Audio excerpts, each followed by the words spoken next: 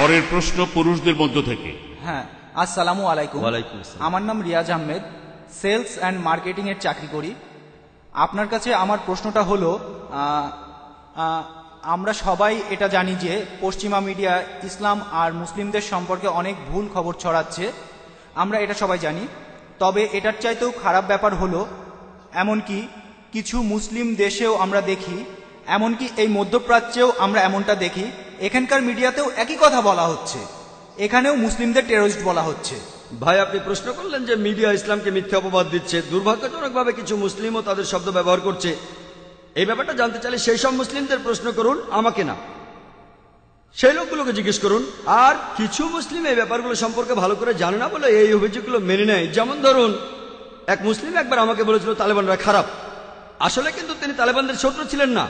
তাই মাঝে মধ্যে এখন মিডিয়া আমাদের অনুষ্ঠানের মাঝে এতটাই আচ্ছন্ন করে রাখে, আমরা যা শুনি, আমরা যা দেখি, তার সবকিছু বিশ্বাস করি।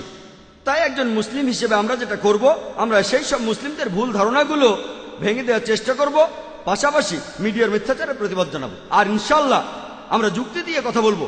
এমন বলবো না যে আমরা ঠিক বলছি, আমরা যুক্তি দিয়ে বোঝাবো যে ইসলাম হলো সত্যের ধর্ম, ইসলাম হলো শান্তির ধর্ম, আর শুধুমাত্র ইসলামের মাধ্যমে এই পৃথিবীতে শান্তির প্রতিষ্ঠা সম্ভব। ইসলাম ছাড়া আর কোনো পথ নেই। আল্লাহ পবিত্র কোরআনে সূরা ইমরানের 19 নম্বর আয়াতে উল্লেখ করেছেন, ইন্নাদ দীনা ইনদাল্লাহিল ইসলাম, আল্লাহর কাছে একমাত্র গ্রহণযোগ্য দিন হলো ইসলাম, যার অর্থ নিজের ইচ্ছাকে আল্লাহর কাছে সমর্পণ করে শান্তি অর্জন করা।